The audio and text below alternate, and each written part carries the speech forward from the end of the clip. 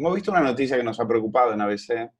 Dice, el coronavirus agudiza la insostenibilidad del sistema de pensiones español. Esto es, según un estudio en el cual se prevé una caída del 1,3 en la seguridad social, 1,3% en la seguridad social de déficit para el 2020 y se estima un menos 5% en el mejor de los escenarios. Es decir, la pandemia le ha dado un golpe a las pensiones de órdago, como está por otro lado ya nos sorprende.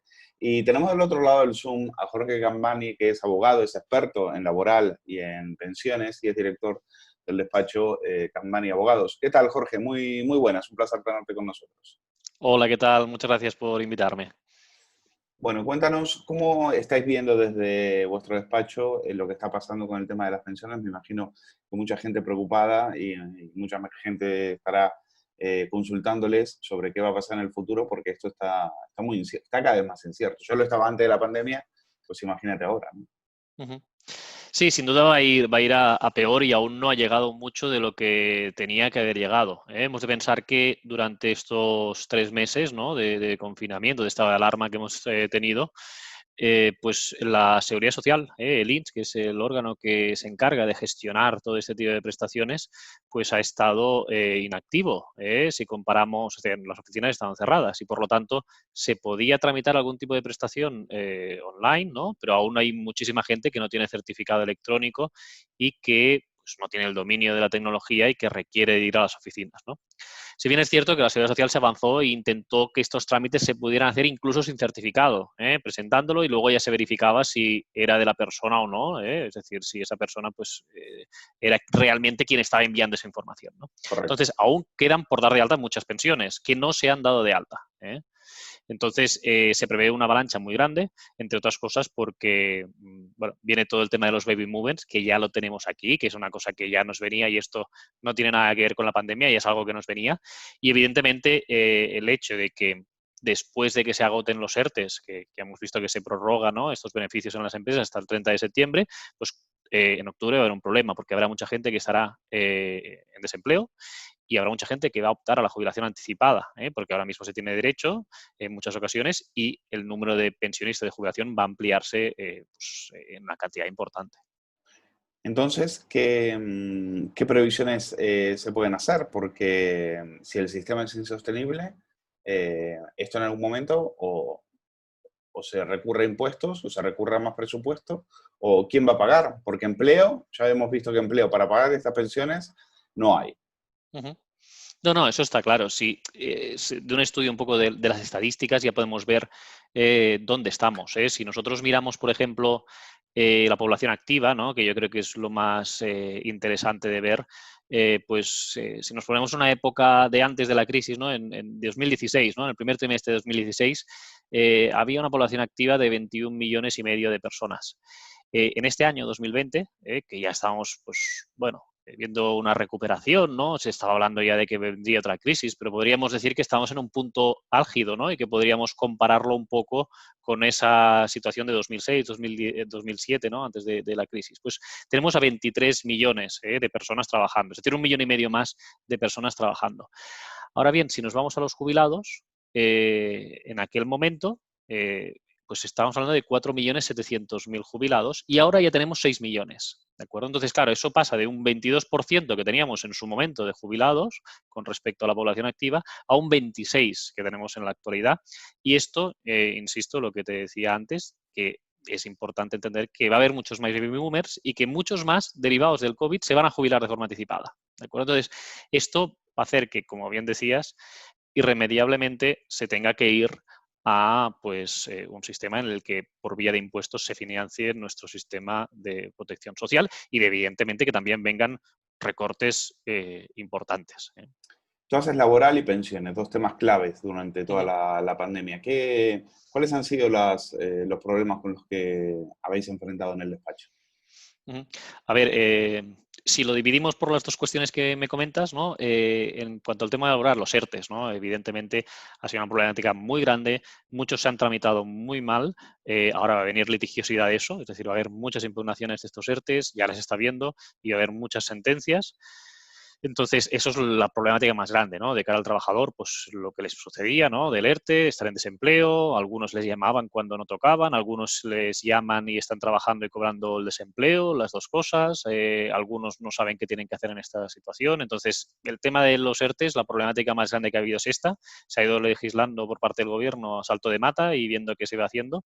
Y yo creo que la resolución de esto también pues ha sido muy problemática. El gobierno dice que Yolanda Díaz, has visto que ella sale sonriente, como suele ser habitual en la ministra de Trabajo, a decir que no hay ningún problema, que todo el mundo ha cobrado los artes. Yo creo que mucha gente se ha quedado tirada en la cuneta. Es más, ha habido gente que ha cobrado 2 veces, ha cobrado su sueldo, como decías, y ha cobrado también el arte. Después, creo que incluso hasta les piden devolverlo también ese dinero, ¿no? Sí, lo tienen que devolver. Eso, evidentemente va a haber un procedimiento de ingresos indebidos y si realmente pues han cobrado 2 veces, yo siempre digo a la gente, pues oye, no te lo gastes, cuidado que esto te lo van a hacer devolver y encima con intereses si lo haces más tarde, ¿no? Entonces, bueno, en ese sentido, no era fácil, esto es obvio, el SEPE desbordado, oficinas cerradas, han tenido que contratar a muchísima gente más adicional para poder gestionar este número elevado de pensiones que ha habido, ¿no? Bueno, de pensiones de pues, prestaciones de desempleo, ¿no? Entonces, Prestaciones, sí, claro. no era complejo en este sentido, o sea, era complejo en este sentido tener una solución a este caso, ¿no? Entonces, lo que yo sí que creo es que se ha ido, pues un poco como todo, la crítica más grande es a la incertidumbre que se generaba tanto para empresarios como para trabajadores, ¿no? Es decir, hemos tenido que casi, haciendo un símil futbolístico, ¿no? En el descuento se ha aprobado la prórroga de los ERTEs hasta el 30 de septiembre. Evidentemente hay muchos intereses pues, de patronales, sindicatos, de por medio y demás, pero tenía que haber una previsión un poco más pues, se ha tenido tiempo suficiente y el mundo legal y de la actividad económica no requería la misma premura y demás que todos podemos entender que es un virus y que el sistema sanitario pues sufriera, pero la planificación económica se podría haber hecho de una forma distinta. Por lo tanto, respondiendo a la pregunta, el tema de los ERTEs en el tema laboral es lo clave. Es esta primera fase, ahora viene la segunda. Oye, la empresa no puede ir adelante, van a ir los ERES, los despidos de forma masiva que van a venir y van a venir ahora, cuando se acaba el 30 de junio, en julio, pero lo hemos pospuesto un poco más y en octubre lo vamos a tener, porque cuando se acabe en septiembre, en octubre, pues va a haber ese problema. Y del tema de pensiones, pues que estaba pues absolutamente parado todo. O sea, hemos de pensar que a nivel administrativo, pues todas las pensiones, oficinas del INS cerradas, gente que pues por edad cuando se tiene que jubilar, pues el tema de tecnológico pues no lo domina suficiente, necesita ir a una oficina y no podía. Gente con una lesión, que está pidiendo una incapacidad y demás, y como los tribunales médicos estaban cerrados, no había un plan de actuación contra esto y no han sido valorados. Es decir, hay gente que le ha pasado el año de baja y ha seguido cobrando, y ahora les están llamando, evidentemente. Hay gente que ha pasado los 18 meses de baja, hay gente que está pendiente de resolución de incapacidad y la actividad ha sido muy baja. Y estas personas tienen, pues ahora mismo, muchos problemas porque se tiene que resolver su situación y vamos a ver qué pasa ahora en agosto y demás. Entonces, esto, junto con a nivel de pensiones, el tema judicial, que también se nos han parado. Hemos de pensar que, claro, después del 14 de marzo todos los juicios pues se han parado. Es decir, y ahora lo que se están celebrando también son muy pocos. Es decir, nosotros en el despacho la actividad que estamos teniendo a nivel judicial es de un 30% más o menos. Para que nos entendamos, en un juzgado de lo social, que mira todo el tema de los despidos y del tema de las incapacidades laborales y demás, en un día a lo mejor, para que se entienda, hacen 15 juicios, ¿no? En un juzgado como Madrid o en Barcelona o en Valencia o en Sevilla. Están haciendo 6 ahora, de mañana y tarde, pero como tiene que haber una serie de medidas y demás, pues de 15 se hacen 6. ¿Vale? Es decir, se hace una actividad de una tercera parte. Es decir, tenemos lo acumulado de 3 meses, más que a día de hoy, a julio, se está generando acumulación de temas. Y por otro lado nos viene que, aun con la habilitación de agosto, en septiembre el plan de choque para la justicia son 50 millones de euros. Algo que es totalmente insuficiente para la jurisdicción en la que estamos, que ya veníamos de una situación insostenible, pero que se le dediquen solo 50 millones a esto es como de risa, porque realmente el colapso que va a haber esencialmente en la jurisdicción social y en la mercantil, pero en la social, en la que van a tener todas las imposiciones de los ERTEs, los despidos, más todo lo acumulado que llevamos atrás, pues sucede pues que, por ejemplo, en Sevilla, en los juzgados sociales están citando para 2024 algunos juicios, que es una locura. ¿Vale? Entonces, si no se destinan más recursos económicos y humanos, y cuando digo esto no solo son jueces, pues son jueces sustitutos, son letrados de la Administración de Justicia, oficiales, medios económicos, porque los operadores jurídicos intentamos hacer todo lo que podemos. Es decir, estamos haciendo juicios telemáticos, que yo recuerdo reuniones que hacíamos en el estado de alarma en las que también me metaban como ponente y decir, es que los jueces decían, es que es imposible, no se cumple ninguna garantía y no se va a poder hacer esto, como mínimo hasta enero o febrero. Pues ya los hemos hecho, los estamos haciendo y demás. Es decir, que todo el mundo está poniendo de su parte. Pero evidentemente si el gobierno aquí no le destina el plan de choque más que estos 50 millones de euros, incluso si lo habéis podido leer, dicen 50 millones de euros ya, esto para una primera fase. Ya en enero, si las cosas van mal, ya veremos qué hacemos. Claro, insuficiente totalmente, ¿no? Entonces, en esa pregunta que me hacías, las dos partes, ¿no? El tema laboral, la consulta es lo de los ERTES, y el tema de pensiones, sobre todo jubilados que no se han podido pensionar y que tenían una dificultad para el acceso, y pensionistas de incapacidad permanente, que hemos de tener en cuenta que son personas que están enfermas o lesionadas. Me he quedado ojiplático con lo que me contabas de Sevilla, de venga usted en 2024, falta decirle, ¿no? Como se decía en la Unión Soviética, por la mañana o por la tarde, porque claro, No, no. o sea, es de broma, es decir, ¿qué tipo de justicia, a qué tipo de justicia podemos aspirar? Una justicia que está ralentizada, que funciona al 30% de su capacidad. Para vosotros tiene que ser agotador. Tiene que ser A ver, bastante duro.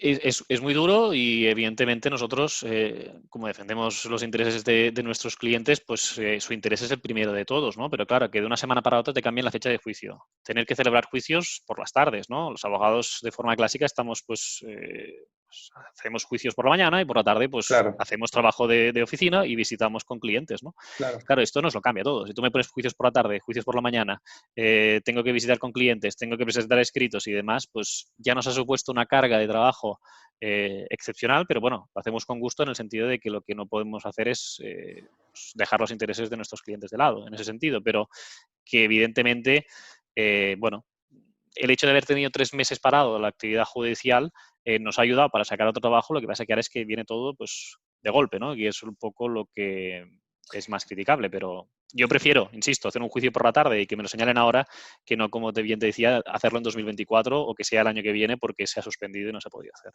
Esto podría haber sido una oportunidad para modernizar la justicia, es decir, esto que estamos haciendo tú y yo y que antes del coronavirus hubiese sido impensable a nivel... Bueno, yo el otro día también iba de testigo en un juicio, iba a ser también por videoconferencia. Uh-huh. Se nos ha presentado una oportunidad dentro de lo que es para modernizar la justicia y la estamos dejando pasar. Yo estoy seguro que esto ha llegado, es como lo del teletrabajo, ¿no? Que esto ha llegado para quedarse. Seguramente no sea así del todo, pero hay muchas cosas que sí que van a cambiar y espero y deseo que así lo sean. O sea, la oportunidad la es, ¿eh? Y todo el mundo está ahí y todo el mundo ha visto los beneficios que puede tener esto y yo creo que se tienen que invertir recursos en este sentido y ya cuestiones más técnicas, ¿no? En la jurisdicción social, de procedimiento, de cosas que estamos acostumbrados a hacer y que dices, oye, ahora que lo tenemos que hacer así por obligación, si esto es mucho mejor, porque antes no lo hacíamos así ya esto. Es decir, me lo invento, juicios de seguridad social en los que en este sentido no es necesario que vaya la persona, además se pueden hacer telemáticos, se puede ir muy rápido y demás y que incluso no es necesario hacer tantas cosas que se hacen. El tema de los despidos, nuestra ley reguladora de la jurisdicción social obliga a una conciliación judicial previa. Esta conciliación judicial previa se hace el mismo día del juicio. Es decir, tú el mismo día del juicio vas ahí, tengo un despido. Han despedido y yo represento a un trabajador. Pues voy a negociar con la empresa y con el letrado de la Administración de la Justicia ese mismo día. Te apretan un poco para decir, oye, venga, va, tú quedas, tú tal. Y es un poco una negociación y, bueno, va, pues acordamos. Esto que se haga el mismo día del juicio es absurdo, porque ese día te han dicho que vayas ahí media hora antes y luego el juicio. Pues si esto se hace en otro día, que no sea ese mismo día, liberas la agenda del juzgado y ese espacio lo puede ocupar otra persona. Entonces, esto que parece obvio que muchas veces se ha comentado, pues se puede hacer telemáticamente y está el abogado de la empresa y el abogado del trabajador hacen esa conciliación con el letrado de la Administración de Justicia, que no hay acuerdo, bueno, pues señalamos juicio para tal día, pero no el mismo día, ¿no? Entonces, estas cosas que antes ya se veían un poco, pero que al final la práctica, los abogados laboralistas a lo mejor en un mismo día tenemos 3 juicios, ¿no? Y dices, pues mira, ahora tengo en el 21 de Madrid, en el 17 y en el 3, y tienes que ir arriba abajo, ¿no? En los juzgados ahí de Princesa 3, pues ahora subo una planta, bajo la otra y demás. Estas cosas se podrían evitar en ese sentido, porque tú tienes tu conciliación ese día, Vale, si haces el juicio, sabes que ese día vas ahí a hacer el juicio. No vas a pactar nada, que luego podrás pactar y demás, pero al menos eso te lo saltas, ¿no? De Claro. estas pequeñas cosas que todos ya sabíamos y que la práctica del día a día, pues, te hace trabajar de una forma, yo creo que se van a tener en cuenta en la reforma que se espera en concreto en la jurisdicción social, de la ley reguladora de la jurisdicción social. Pues esperemos que sea así. ¿Dónde tenéis el despacho? Lo tenéis en Barcelona, ¿no? Nosotros tenemos oficinas en Barcelona y en Madrid. En Madrid está en Princesa 3, justo el edificio enfrente de los juzgados de lo social, y en Barcelona en la calle Muntaner, que está cerquita de la Diagonal.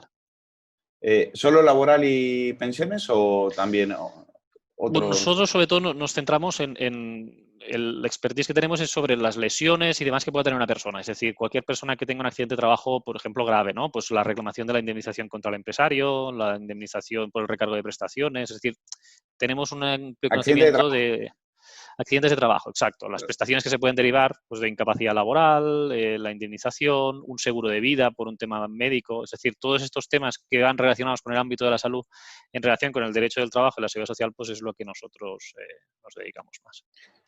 Pues ha sido un placer, Jorge. Te agradecemos muchísimo. Nos has hecho una radiografía perfecta de lo que está pasando, que era lo que le queríamos contar a nuestros oyentes y espectadores. Y os deseamos muchísima suerte y para lo que sea, ya sabes, aquí nos tienen. Y los que nos están escuchando, pues saben que te tienen a ti ahí en el despacho, Jorge Cambani, Abogados. Y bueno, os deseo muchísima suerte. Muchas gracias, Luis, por la invitación y igualmente, muchísima suerte.